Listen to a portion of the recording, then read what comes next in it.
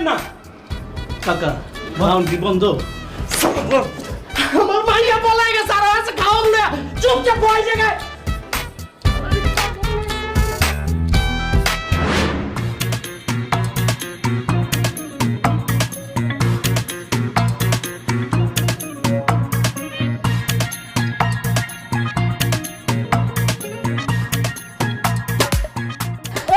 এই খানা এই রাম পায়ে গেছি আনন্দ এই খানা এই নাম বউ সারিছে তুই নাম না আমি আমার বান্ধবীর ছেড়ে কোথাও যাব না।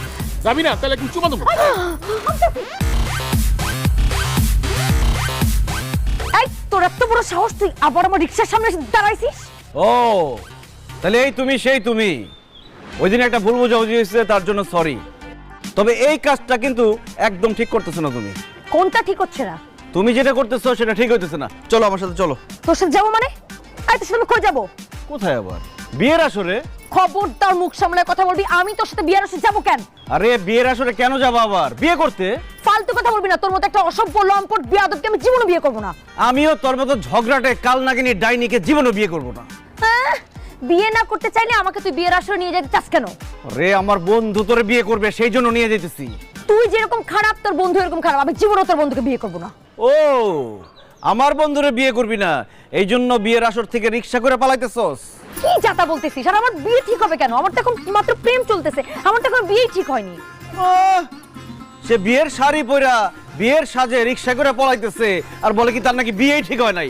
এত কথা বলার দরকার নাই। চল আমার বন্ধু তোর জন্য অপেক্ষা করতেছে। কে তোরা দাঁড়ায় আছিস কেন? ধরো রে। এই খবরদার আমার ধরলে আমি কিন্তু রাস্তার মধ্যে এমন এক চিৎকুট দিমু মানুষ জড়ো করে তোদেরকে গণপিটুনি খাওয়াবো বললাম।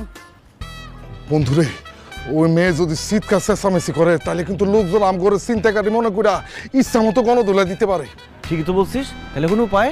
উপায় একটা আছে, ওর হাত মুখ বাইন্ধা লই যে কোনো আওয়াজই করতে পারবো না। দাঁড়ায় আছিস কেন? বান। এই না। এই চুপ। আর কথা কবি না। এই বান এই হাত বান মানুষ